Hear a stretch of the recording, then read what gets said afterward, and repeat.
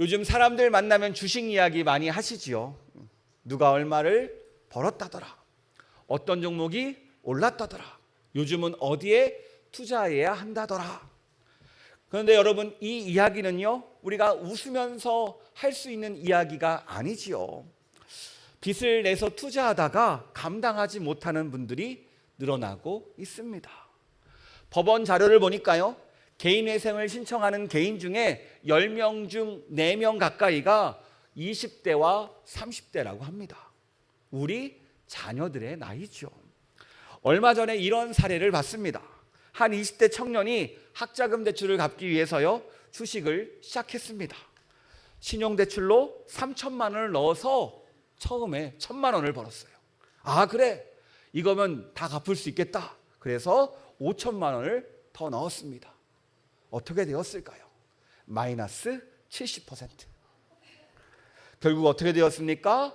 빚을 빨리 갚으려고 시작했는데 빚만 더 늘었습니다. 여러분, 이게 남의 이야기입니까? 아니죠. 우리의 이야기고요, 우리 주변의 이야기입니다. 제가 얼마 전에 한 자료를 봤는데요, 종교인 중에서 신용불량자가 가장 많은 종교가 기독교라고 합니다. 이게 무슨 뜻입니까? 내가 투기하면 하나님께서 도와주실 거야. 밑도 끝도 없는, 근거 없는 믿음이 우리를 이렇게 만들지는 않았습니까? 분명히 우리는요, 주일마다 예배도 드리고 헌금도 드리고 봉사도 합니다. 그런데 우리가 돈을 어떻게 쓰고 어떻게 벌고 어떻게 관리해야 되는지를 배운 적이 없다라는 거예요. 왜 그럴까요? 우리는 그동안 돈에 대해서 돈 이야기는요, 세속적이다라고 외면했어요. 그러다 보니까요, 하나님을 사랑하는데 돈 앞에만 서면요, 왠지 죄인처럼 위축됩니다. 돈을 어떻게 벌어야 되는지도 모르겠고, 어떻게 써야 되는지도 모르겠고, 어떻게 관리해야 되는지도 모른다라는 거예요. 분명히 우리에게는요, 문화적 영향이 있습니다. 옛날 유교를 통해서 산업공상이라고 하죠. 장사하는 사람을 장사치라고 낮춰봤지요. 또 시대가 악하다 보니까 돈 있는 사람은 사람들의 공격과 타도의 대상이 되기도 했습니다. 그래서 그럴까요? 우리는요, 지금도 돈 이야기를 시시합니다. 저는 여기서 조금 더 자유로워졌으면 좋겠습니다.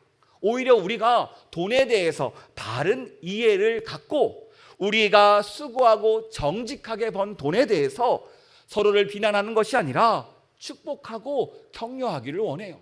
왜요? 우리의 수고와 정직, 우리의 노력이니까, 우리의 땀방울이니까요.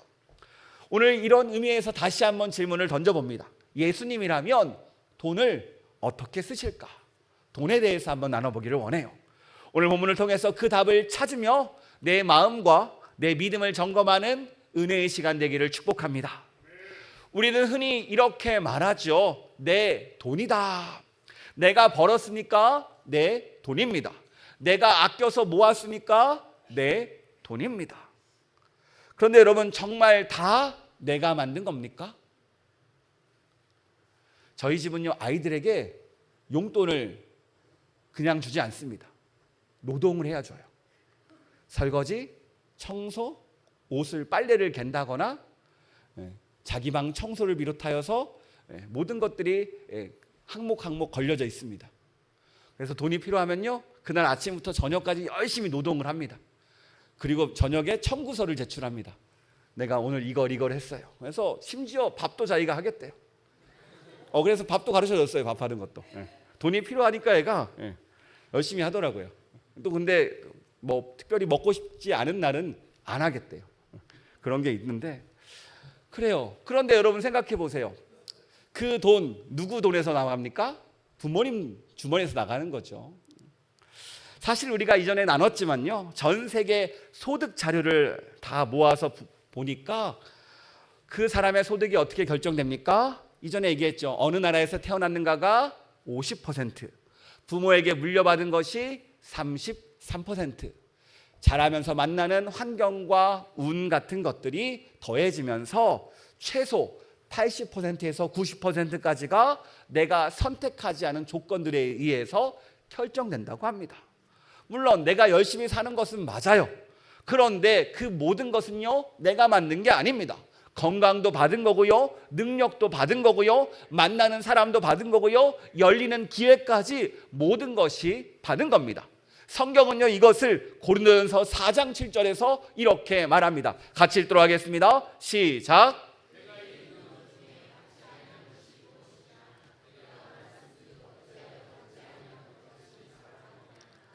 아멘. 여러분, 이 말씀 가운데 우리가 자유로운 사람이 있습니까? 없지요. 그러면 우리는 내 돈, 이 돈을 어떻게 바라봐야 될까요? 자, 오늘 본문으로 한번 돌아가 봅시다. 마태복음 6장 19절과 20절 말씀을 같이 읽도록 하겠습니다. 너희를 위하여 보물을 땅에 쌓아두지 말라. 거기는 좀과 동록이 해하며 도둑이 구멍을 뚫고 도둑질하느니라. 오직 너희를 위하여 보물을 하늘에 쌓아두라. 거기는 좀이나 동록이 해하지 못하며 도둑이 구멍을 뚫지도 못하고 도둑질도 못하느니라. 예수님께서 두 개의 창고를 말씀하세요. 이 땅의 창고와 하늘의 창고요. 그런데 이 땅의 창고는 어떤 문제가 있습니까? 시간이 지나면 좀 먹고 녹슬고 도둑이 가만히 있지 않아요. 이거는요 예수님께서 그냥 하신 말씀이 아닙니다. 당시 시대상을 반영해요. 당시에 곡식이나 옷감, 은이나 금이요 귀중품이었습니다. 그런데 이 옷감을 오래 보관하다 보면 어떻게 됩니까? 좀이 먹습니다. 쇠붙이는 어떻게 됩니까? 녹슬어요. 금과 은은요 가만히 놔둡니까? 도선생님께서 귀신같이 아시고, 당시에는요 흙벽집이었거든요. 그러니까 파면은 집을 뚫을 수 있어요. 그렇게 파고 들어와서 몰래 가져갑니다. 게다가 당시에는요 오늘날과 같은 은행도 없었습니다. 그러니까 재산을 집 안에다만 감춰놓는 거예요. 그러니까 도둑은요 언제든지 집에 들어와서 이 도선생님이 움직였다라는 거예요. 그러니까 이 말 예수님께서 우리에게 어떤 의미로 하셨습니까? 이 땅에 쌓아두는 재물은요 영원하지 않다라는 거예요. 내가 정말로 애써서 모았지만 좀 먹고 녹슬고 도둑이 가져가더라는 거예요. 그리고 여러분, 우리가 이 땅의 마지막 어떻게 합니까? 우리 수위에는요 주머니가 없습니다. 이 땅의 마지막에요 아무것도 들고 가지 못하는 것이 우리의 인생입니다. 여러분, 그런데 이 모든 것을 우리가 분명히 다 알고 있어요. 그런데 왜 우리는 이 보물을 끊임없이 쌓고 갖고 싶어 할까요? 다른 이유가 아니죠. 불안하니까, 미래가 어떻게 될지 모르니까, 두려우니까, 각자의 여러 이유가 있습니다. 그런데 이 불안이라는 것이, 내일이라는 것이 돈으로 모두 해결할 수 있습니까? 여러분, 돈이 아무리 많아도 건강에 대한 것들, 아픔에 대한 것들은요 해결되지 않는 것들이 많습니다. 게다가 이 보물에 내 시선이 빼앗기기 시작하면요 나도 모르게 삶이 무너지고요, 가정이 무너지고요, 관계가 무너지고요, 내 삶이 완벽히 망가지는 것을 보게 됩니다. 어떻게 해요? 내 입에서 돈 하다 보면요 내 마음도 따라합니다. 돈 따라해 볼까요? 돈 하면은 입술이 아니라 내 마음에 돈 하다가 어느 순간 내가 돈에 의해서 마음이 붙들리고 흔들리기 시작한다는 거예요. 그래서 예수님께서 21절에 이렇게 말씀하십니다. 우리 같이 읽도록 하겠습니다. 내 보물이 있는 그곳에는 내 마음도 있느니라. 사실 우리는 보통 내 마음이 가는 곳에 돈을 쓴다고 생각을 했는데 반대로 이야기하시죠. 예수님은요 이렇게 이야기하십니다. 네가 돈을 두는 곳에 네 마음도 함께 따라간다. 이게 무슨 의미입니까? 우리가 다들 경험해 봤어요. 여러분, 우리가 새 차를 뽑았습니다. 그러면요 그날 주차장을 그렇게 많이 바라볼 때가 많아요. 우리 차 잘 있나? 건강하게 있나? 오늘 먼지 쌓이진 않았나? 또 우리가 명품 가방 사면 어떻게 됩니까? 나도 모르게 눈이 가요. 아, 사랑스럽다 하면서. 또 우리가 주식에 돈을 넣으면 어떻게 됩니까? 하루에도 몇 번씩 주식창을 확인합니다. 왜요? 내 보물이 거기에 있으니까요. 예수님은 이 말을 하는 거예요. 내가 어디에 보물을 뒀는가 나도 모르게 마음이 그곳으로 간다라는 거예요. 그런데 여러분, 내가 어디에 돈을 쓰는지를 보면요, 내 마음이 어디에 있는지가 드러납니다. 여러분, 우리가 이번 한 주 카드 명세서를 한번 살펴보세요. 이번 주 어디에 가장 많은 돈을 썼습니까? 그리고 제일 자주 많이 긁었던 것이 무엇입니까? 아이한테 썼습니까? 취미에 썼습니까? 아니면 나도 모르게 세워나갔습니까? 우리가 이 카드 명세서 하나로 나의 믿음을 판단할 수는 없지만, 이 카드 명세서에 적힌 이 숫자를 통해서 우리는요, 내 마음이 어디를 향해 있는지는요, 점검해 볼 수 있습니다. 여러분, 오늘 말씀을 통해서 내 마음이 어디에 집중되어 있는지 한번 살펴보자라는 거예요. 왜 우리가 마음을 점검해야 됩니까? 다른 이유가 아니죠. 이 돈의 문제는요, 단순히 지갑의 문제로 끝나는 것이 아니라는 거예요. 결국 우리의 마음의 문제로 끝나기 때문에, 우리의 삶의 문제이기 때문에 다시 한번 포장하는 겁니다. 그래요, 앞에서 이야기했듯이 내 돈이 가는 곳으로 내 마음도 따라갑니다. 자, 따라해 볼까요? 내 돈이 가는 곳으로 내 마음이 간다. 여러분, 이렇게 보니까요, 돈이 무척 나빠 보입니다. 왜요? 우리 마음을 흔들어 대니까요. 그런데 이 돈이 정말 나쁜 겁니까? 성경은 돈을 어떻게 말하죠? 우리 디모데전서 6장 10절 말씀 같이 읽도록 하겠습니다. 돈을 사랑함이 일만 악의 뿌리가 되나니 이것을 탐내는 자들은 미혹을 받아 믿음에서 떠나 많은 근심으로써 자기를 찔렀도다. 여러분, 잘 읽어보시면 돈이 일만 악의 뿌리라고 말하지 않습니다. 무엇이 문제라고요? 돈을 사랑함이. 이 한 글자 차이지만요, 완전히 다른 뜻이지요. 성경은 돈 자체가 악하다고 말하지 않습니다. 돈을 하나님보다 사랑하는 게 문제다라고 말하는 거예요. 여러분, 이 돈이라는 것은요, 중립적입니다. 뭐라고요? 돈은 중립적이다. 이 하나의 도구일 뿐이에요. 여러분, 칼을 한번 생각해 보세요. 이 칼이 의사 손에 들리면 어떻게 됩니까? 사람을 살리는 메스, 도구가 되죠. 요리사의 손에 달리면 어떻게 합니까? 맛있는 음식을 만드는 아주 훌륭한 도구가 됩니다. 그런데 이 칼이 강도 손에 들리면 어떻게 돼요? 사람을 해치는 흉기가 됩니다. 칼 자체가 나쁜 것이 아니라 누구 손에 들리느냐가 문제라는 거예요. 이 돈도 칼과 같습니다. 돈을 사랑하는 사람에게 이 돈이 들리면요, 사람을 착취하는데, 사람을 무너뜨리고 빼앗는데 사용됩니다. 그런데 하나님의 청지기에게 이 돈이 들면 어떻게 됩니까? 하나님을 사랑하고 이웃을 섬기고 사람을 살리고 복음을 전하는 그 도구로 사용된다는 거예요. 여러분, 그러니까 우리가 정직하게 일해서 번 돈이 무엇입니까? 저는요, 이 돈을 이렇게 말합니다. 돈은 감사장이다. 따라해 볼까요? 돈은 감사장이다. 우리가 마치 표창장을 받잖아요. 그런 의미로 여러분, 한번 빵집을 한번 생각해 보세요. 빵집에 가서 우리가 빵을 사 먹습니다. 이 빵을 누가 만들어요? 빵집 사장님께서 새벽부터 반죽을 하고 좋은 재료를 써서 열심히 정직하게 빵을 구워요. 우리가 그 빵을 사면서 돈을 냅니다. 이런 마음을 담아서요, 이렇게 맛있는 빵 만들어 주셔서 감사합니다. 그러니까 감사의 표현이에요. 여러분, 생각해 보세요. 빵집이 없었다, 어떻게 됩니까? 이제요, 우리가 밀농사를 져야 됩니다. 1년 내내 밀 씨앗을 뿌리고 1년 내내 밀농사를 짓고 수확하고, 이제 수확했으니까 어떻게 해요?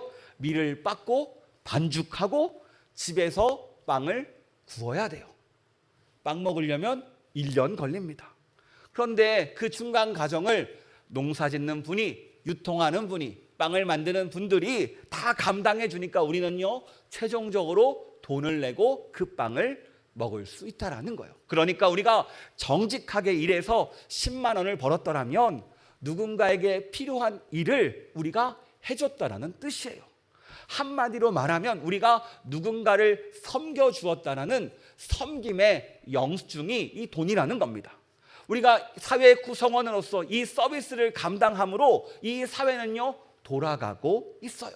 그러니까 우리가 정직하게 일하고 정당하게 벌고 물질의 복을 누리며 재산을 성실하게 불려가는 것은요, 부끄러워할 일이 아니라는 거예요. 오히려 하나님의 축복 속에서 세상의 선한 가치를 증명해내는 영광스러운 신앙의 열매가 됩니다. 그런데 여러분, 여기서 우리가 주의해야 될 것이 있어요. 투기와 투자를 우리가 분별할 줄 알아야 됩니다. 성경에서 뭐라고 합니까? 우리 잠언 28장 20절 말씀 함께 보도록 하겠습니다. 시작. 충성된 자의 복이 많아도 속히 부하고자 하는 자는 형벌을 면하지 못하리라. 잠언 21장 5절입니다. 부지런한 자의 경영은 풍부함에 이를 것이나 조급한 자는 궁핍함에 이를 따름이라. 잠언 13장 11절입니다. 망령되이 얻은 재물은 줄어가고 손으로 모은 것은 늘어가느니라. 세 구절이 공통적으로 말하는 게 무엇입니까? 속히, 조급히, 망령되이, 이 쉽게라고 이야기하잖아요. 성경은 돈을 많이 버는 것을 금한 적이 없습니다. 구약을 보면요, 아브라함도 부자였고요, 이삭도 부자였고요, 요셉도 부자였어요. 그런데 성경이 계속해서 말하는 것이 있어요. 무엇입니까? 조급함, 급히, 쉽게, 한 방에. 여러분, 투기가 무엇입니까? 한 방을 노리는 거죠. 빨리, 쉽게, 크게 벌려는 것이 투기입니다. 그러면 투자는 무엇입니까? 멀리 보고 성실하게 꾸준히 심는 것이 투자라는 거예요. 마치 농부가 한 해를 어떻게 보냅니까? 씨를 뿌리고 물을 주고 열매 맺을 때까지 기다려요. 그런데 우리는 급하지요. 여러분, 상추를 심는데 상추 씨앗을 심으면 며칠 만에 상추가 납니까? 제가 검색해 보니까 30일에서 40일이면 상추가 자란대요. 딱 우리가 좋아하는 날이죠. 한 달 뒤에 좋은 결과. 투자하면. 그런데 다른 분이 그러잖아요. 우리가 농사 짓는 것은 인삼 농사라고 생각하래요. 인삼 6년근 6년 동안 농사를 지면 어떻게 돼요? 중간중간 대충 둘러보기만 하고 결과는 6년 뒤에 나오죠. 마찬가지로 오늘 심고 내일 수확하려 하는 것이 아니에요. 이것을요, 디모데전서 6장 9절이 정확하게 말해줍니다. 우리 같이 읽도록 하겠습니다. 부하려 하는 자들은 시험과 올무와 여러 가지 어리석고 해로운 욕심에 떨어지나니 곧 사람으로 파멸과 멸망에 빠지게 하는 것이라. 성경은 부자들이라고 이야기하잖아요. 부하려 하는 자들, 이미 가진 재물이 아니라 부자가 되려는 욕망이 나를 이끌고 가는 사람들, 급한 사람들, 조급한 사람들, 쉽게 한 방에 되려는 사람들을 말하고 있습니다. 왜 이 돈에 붙들리는 것이 위험합니까? 예수님께서 그 이유를 설명해 주세요. 마태복음 6장 24절입니다. 우리 같이 읽도록 하겠습니다. 한 사람이 두 주인을 섬기지 못할 것이니 혹 이를 미워하고 저를 사랑하거나 혹 이를 중히 여기고 저를 경히 여김이라. 너희가 하나님과 재물을 겸하여 섬기지 못하느니라. 그래요, 우리가 계속 이번 시리즈 가운데 이야기하는 것들이 있죠. 내 마음 가운데 하나님의 빈자리가 있습니다. 내 마음의 왕자에 하나님이 앉아 계셔야 되는데 하나님이 아닌 다른 것들이 앉아 계시면 우리의 삶이 어떻게 됩니까? 이리저리 흔들린다고 했어요. 우리는요, 단 하나밖에 선택할 수밖에 없습니다. 하나님이냐 아니냐. 우리는 끊임없이 신앙생활은요, 하나님만 내 마음에 모시는 것이 신앙생활입니다. 여기서 재물이라고 하잖아요. 재물은 원어로 우리가 마몬이라고 하는데요, 만몬이라고 익숙하지요. 그런데 이 예수님께서 이 마몬을 어떻게 다루십니까? 물건처럼 다루지 않아요. 여기서 보면 돈을 가진다 하지 않고 돈을 섬긴다라고 말합니다. 여기서 섬기다라는 것은요, 원어적으로 종로로 탄다라는 뜻이에요. 이게 무슨 뜻입니까? 돈이라는 것은 보면 내 소유물인데 어느 순간 나도 모르게 주인처럼 나를 이리저리 부리고 있다라는 거예요. 너 돈 더 많이 가져야지, 돈이 최고잖아, 그러면 이렇게 해야지 하면서 돈이 내 마음의 주인이 되어서 내 삶을 좌지우지합니다. 그래서 성경이 말하는 게 뭐예요? 돈 자체가 문제가 아니라 돈에 매여 사는 게 문제다라고 말해요. 그러니까 우리는요, 돈에 매여 사는 사람이 아니라 돈을 부리는 사람, 돈을 잘 사용하는 사람이 되어야 된다는 거예요. 자, 그렇다면 어떻게 돈을 부릴 수 있습니까? 제가 쉽게 5가지 투자 원칙에 대해서 한번 말씀드리겠습니다. 첫 번째, 빛으로 투자하지 맙시다. 여유 자금으로 하시기 바랍니다. 아까 앞에서 그 청년이 왜 무너졌습니까? 빚내서 했기 때문에. 빚을 내면요 기다릴 수 없습니다. 왜요? 이자가 나가니까요. 그러면 조급해집니다. 조급해지면요 투자가 아니라 투기가 됩니다. 또 둘째, 잃어도요 내 삶이 흔들리지 않을 만큼만 해야 됩니다. 전세금 넣으면 안 되고요, 아이 학비 넣어도 안 되고요, 당장 써야 될 돈을 넣으면 안 됩니다. 없어져도 밥은 먹을 수 있는 돈 딱 거기까지, 그 돈을 투자하는 거예요. 셋째, 짧게 보지 말고 길게 봅시다. 주식은요 돈에 투자하는 것이 아니라 시간에 투자하는 거죠. 짧게는 5년 10년 보시고, 우리 젊은이 청년들은요 3, 40년 보시고 적금 붙듯이 노후를 준비한다는 마음으로 매달 월급에서 넣는 거예요. 그러면요 우리가 매일 확인할 필요가 없어요. 매일 주식창을 들여다보는 것이 아니라 우리는 일상을 살아야죠. 일상을 살면서 미래를 준비하는 겁니다. 그래서 저는요 개별 종목을 보는 것보다 지수에 투자하는 것을 권하죠. 한 회사가 아니라 시장을 전체를 통째로 사는 것. 그러면 우리가 어떻게 됩니까? 매일매일 주식창을 들여다보지 않아도 되고요, 나의 일 하면서 하루하루를 살아내는 겁니다. 무엇보다도 우리가 조급해지지 않아요. 네 번째, 남이 좋다는 것을 따라가지 맙시다. 누가 좋다고 해서요 남들이 다 한다고 따라가면 어떻게 됩니까? 우리도요 무너져요. 내가 이것을 왜 하는지 남에게 설명할 수 없으면 그것은요 투자가 아니라 도박이 됩니다.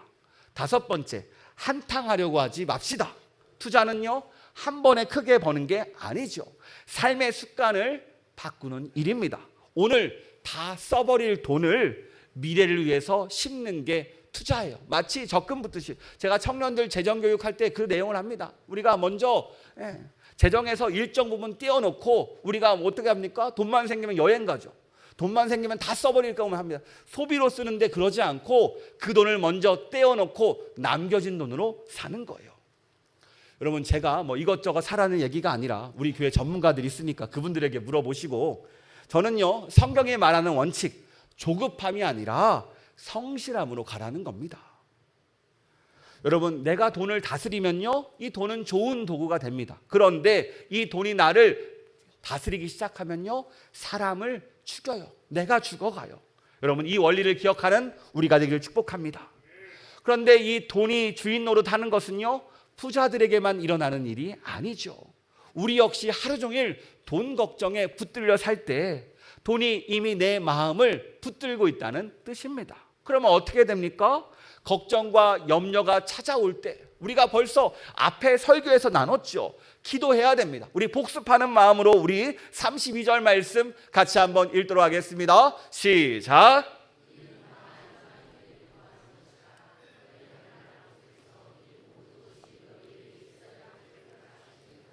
아멘. 그렇습니다. 걱정, 근심이 찾아올 때마다 하나님 아버지를 찾길 바랍니다. 속으로 삼키지 마시고 기도하시기 바랍니다. 하나님, 이번 달 이 문제가 걱정입니다. 이 돈이 필요합니다. 하나님 아신다고 하셨죠. 주님이 길을 열어주세요. 그럴 때 우리에게 일을 주시고 여러 가지 상황을 주셔서 그 문제를 해결하게 할 줄 믿습니다. 우리가 기도하면요 우리의 시선이 문제가 아니라 하나님으로 변하게 돼요. 문제보다 크신 하나님을 만나게 됩니다. 여러분, 하나님을 향해서 이 시선을 놓치지 마시고 돈에 휘둘리는 사람이 아니라 하나님의 자녀로 돈을 휘두르는 우리가 되기를 축복합니다. 자, 한번 따라해 볼까요? 내가 돈을 부리는 사람이 되겠습니다. 그래요. 여기서 질문이 생깁니다. 그러면 부자가 누굴까요? 얼마가 있어야 부자입니까? 10억입니까? 100억입니까? 기준이 없지요.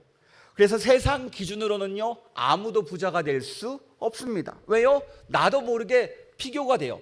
10억이 있으면 20억이 보이고, 20억이 있으면 100억이 보이고, 100억이 있으면 1000억이 보이고.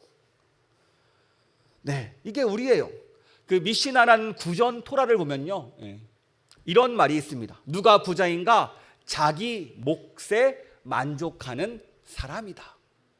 무슨 뜻입니까? 부자는요, 많이 가진 사람이 아니라 가진 것에 만족할 수 있는 사람이 부자라는 거예요. 그러니까 오늘 이 자리 가운데 부자가 될 수 있는 사람이 누굽니까? 우리 모두라는 거예요. 내가 가진 것에 만족하면 우리는 부자입니다. 우리 옆 사람 축복해 볼까요? 당신은 부자입니다.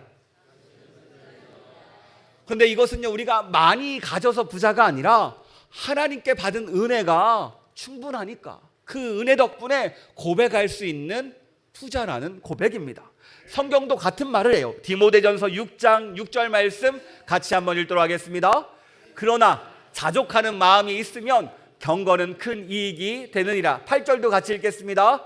우리가 먹을 것과 입을 것이 있은즉 족한 줄로 알 것이니라. 성경은요, 자족을 먼저 말합니다.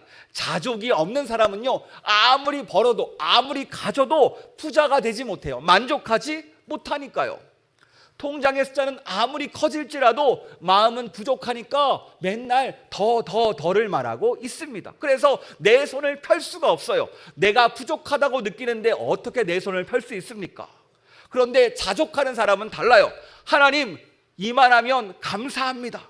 하나님, 지금까지 먹이시고 입히신 은혜 감사합니다. 무엇보다도 내가 하나님의 자녀라는 사실에 감사합니다. 이 고백이 흘러나올 때 점점점 내 마음이 차게 되는 거예요. 그래서 신앙은요, 나를 자족하게 만듭니다. 배부르게 만들어요. 하나님의 사랑으로 충만하게 만드는 것이 신앙 생활이라는 거예요. 여러분, 우리가 하나님의 사랑 안에서 내가 하나님의 자녀라는 축복이 얼마나 큰 건지 깨닫기를 축복합니다. 정말로 내가 채워지니까요, 그때서야 내 손을 펼 수 있는 거예요. 여러분, 이렇게 말하는 분도 있을 거예요. 목사님, 저는요, 이 꽉 쥔 손이 펴지지 않습니다. 어떻게 해야 됩니까? 사실 이 돈이라는 것은요, 우리의 안전과 연결되어 있고, 먹고 사는 문제와 연결되어 있고, 자녀와 연결되어 있고, 노후와 연결되어 있습니다. 그래서 나도 모르게 더 움켜져야 안전하다고 여기지요.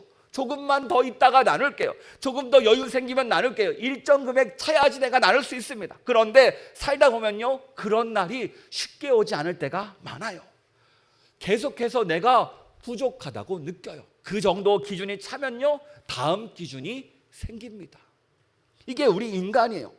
그러면 우리가 무엇을 해야 됩니까? 다른 게 아니요, 내가 먼저 무엇을 받았는지 이것을 아는 것이 먼저입니다. 우리 고린도후서 8장 9절 말씀 같이 읽도록 하겠습니다. 고린도후서 8장 9절입니다. 우리 주 예수 그리스도의 은혜를 너희가 알거니와 부요하신 이로써 너희를 위하여 가난하게 되심은 그의 가난함으로 말미암아 너희를 부요하게 하려 하심이라. 아멘. 지금 바울이 무엇을 이야기합니까? 예수님 이야기를 왜 꺼냈어요? 나눔을 이야기하다가 먼저 예수님 이야기를 꺼냅니다. 왜요? 이 나눔이라는 것은 돈에서 출발하는 것이 아니기 때문이에요. 내가 받은 은혜에서 출발하기 때문에 사도 바울은 예수님 이야기를 먼저 꺼냅니다. 원래 예수님은요, 부유하신 분이었어요. 하나님의 아들이시잖아요. 그런데 우리를 위해서 가장 가난하고 낮고 천한 이 땅에 오셨습니다. 말구에 오셨고 몫으로 30년을 사셨고 우리를 위해서 사역하셨어요. 십자가에서 결국 죽으셨죠. 여러분, 마지막에 무엇을 내놓으셨습니까? 돈 몇 푼이 아니라 예수님 자기 자신, 그 생명을 우리에게 주셨어요. 십자가에서 달리시고 피 흘리시고 생명까지 우리를 위해서 다 내어주셨습니다. 왜요? 우리를 살리기 위해서요.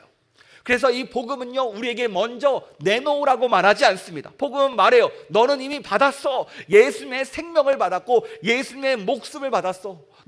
정말로 너를 사기 위해서 예수님의 핏값이 먼저 지불되었어. 그래요, 우리는요, 예수님의 핏값으로 용서받았습니다. 그래요, 우리는요, 예수님의 핏값으로 사랑받았습니다. 우리는 예수님의 핏값으로 하나님의 자녀가 되었어요. 영원한 생명을 받았다라는 거예요. 그래서 우리는요, 내가 받은 것을 아니까 이 은혜에 반응하는 사람이지 억지로 내놓는 사람이 아니라는 거예요. 그저 받은 은혜에 감사해서 세상으로 흘려보내는 사람이 우리라는 겁니다. 왜요? 우리는 이미 부자니까요. 통장에 얼마가 남아서가 아니라 내가 하나님의 자녀이니까 예수님의 십자가 사랑이 내 안에 있으니까. 그리고 우리는 나그네 인생 아닙니까? 수위는 없다고 하지만, 주머니가 없지만 어때요? 우리는 하나님의 사랑이 있잖아요. 우리가 눈을 감아도 눈 뜨면 하나님 품 아닙니까?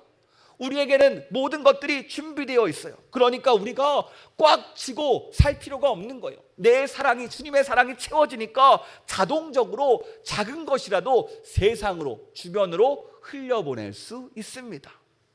이게 우리가 받은 은혜라는 거예요. 자, 그렇다면 아까 남겨둔 본문의 질문으로 갑시다. 이 땅의 창고와 하늘의 창고가 있다고 했죠. 자, 그러면 하늘에 어떻게 이 창고에 쌓아둘 수 있습니까? 디모데전서 6장 17절과 18절 말씀 우리 같이 읽도록 하겠습니다. 시작.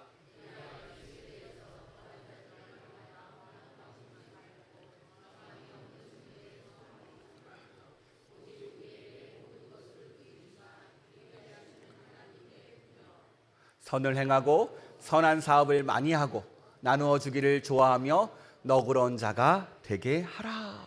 아멘. 사도 바울은 부자들을 정죄하지 않습니다. 오히려 분명히 말해요. 재물에 소망을 두지 말고 하나님께 소망을 두라. 따라해 볼까요? 재물에 소망을 두지 말고 하나님께 소망을 두라. 아멘. 우리의 소망은 하나님께 있다는 거예요. 그리고 이어서 말합니다. 선행을 행하라. 선한 사업을 많이 하라. 나눠주기를 좋아하며 너그러운 사람이 되어라. 그 다음에 19절에 뭐라고 말합니까? 우리 19절 말씀 같이 읽겠습니다. 이것이 장래에 자기를 위하여 좋은 터를 쌓아 참된 생명을 취하는 것이니라. 쉬운 성경은요 이렇게 번역했습니다. 함께 읽겠습니다. 그렇게 할 때 그들은 하늘 창고에 보물을 쌓게 될 것입니다. 아멘. 예수님이 뭐라고 하셨어요? 보물을 하늘에 쌓아둬라. 이제 답이 나왔습니다. 어떻게 쌓아둡니까? 선을 행함으로, 나눔으로, 너그러움으로 쌓는다라는 거예요. 그러니까 우리가 하나님께 받은 이 사랑을 다 담아서 세상으로 흘려보낼 때 하늘에 쌓이는 보물이 된다는 거예요. 그래서 저는요 이렇게 우리 성도님들 위해서 기도하고 있습니다.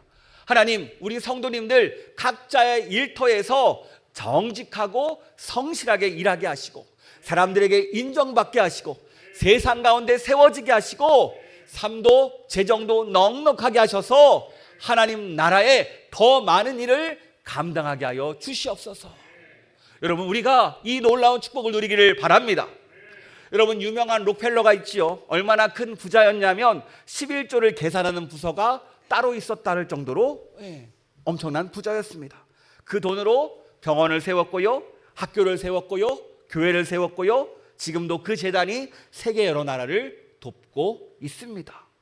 이렇게 이 돈이라는 것이 청지기의 손에 들리면요 사람을 살리는 도구가 됩니다.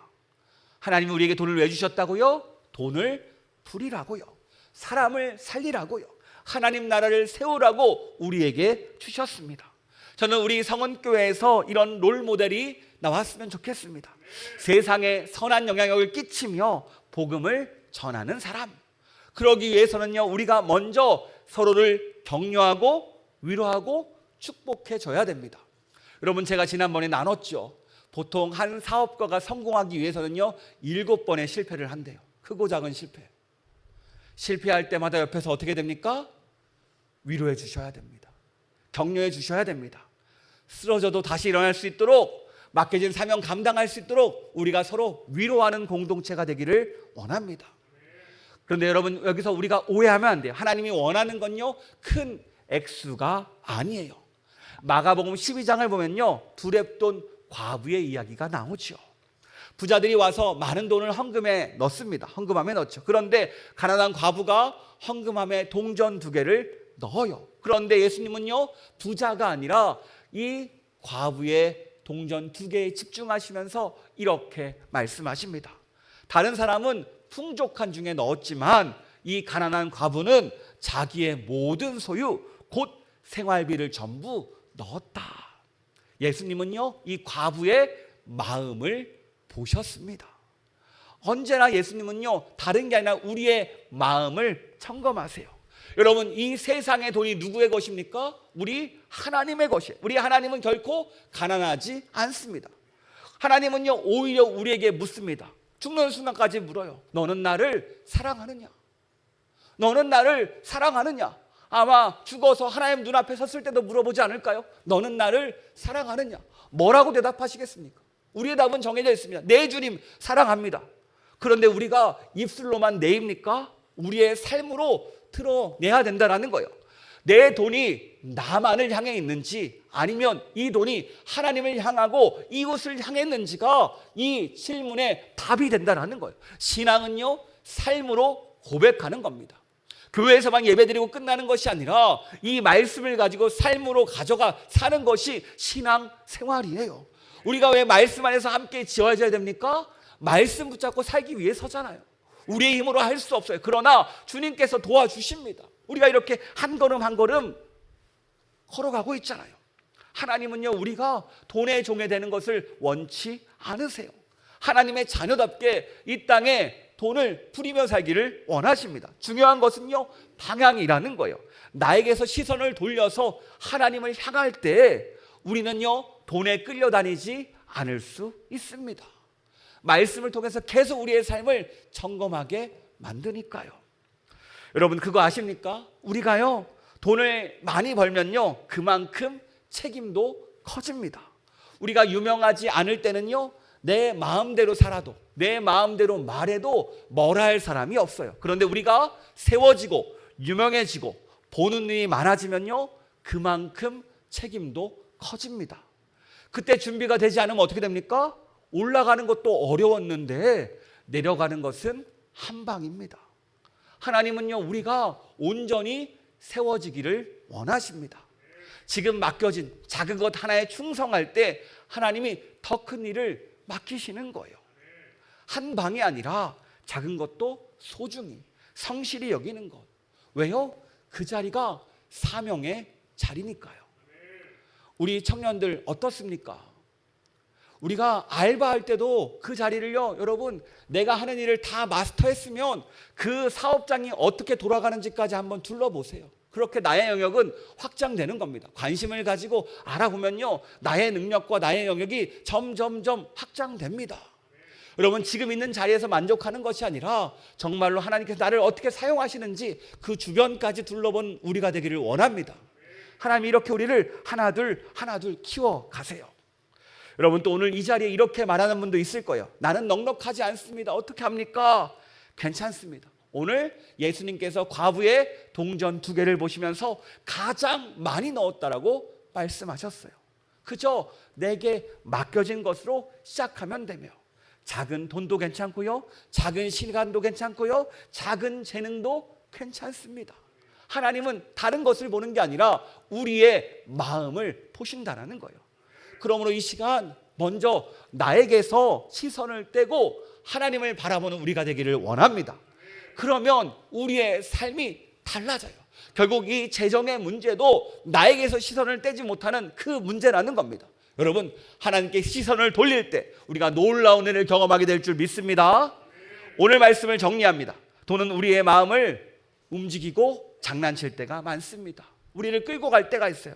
그런데 중요한 것은요 우리 삶 가운데 돈이 많고 적음이 아니라는 거예요. 누가 내 삶의 주인이냐 이 질문이 중요합니다. 여러분 예수님께서 오늘도 우리에게 묻습니다. 너는 나를 사랑하느냐? 너는 나를 사랑하느냐? 예수님의 십자가 은혜를 기억하느냐? 내가 너를 위해 몸 바쳐 목숨 바쳐 너를 살려낸 것을 기억하느냐? 우리는 이렇게 예수님의 사랑을 받았고요 하나님의 자녀가 되었습니다. 그래서 하나님께 기도하면 우리의 기도가 직통 기도가 되는 거예요. 그러므로 이제 돈에 끌려가는 것이 아니라 돈을 부리는 사람이 되기를 원합니다. 왜요? 우리는 하나님의 자녀이기 때문입니다. 우리는 하나님의 자녀니까요 사람을 살리고 이웃을 섬기고 하나님 나라를 세우는 곳에 우리의 도구를 사용하는 것은 당연한 거라는 거예요. 여러분 이번 한 주 내 돈이 가는 방향을 한번 점검해 보기를 원합니다. 작은 액수라도 괜찮아요. 누군가를 살려내는 곳에 흘려보내 봅시다. 여러분 돈이라는 것은요 주인이 아니라 하나님께서 내게 맡겨주신 도구입니다. 이 도구를 잘 사용하여 세상 가운데 하나님의 영광을 드러내는 저와 여러분 되기를 주님의 이름으로 축복합니다.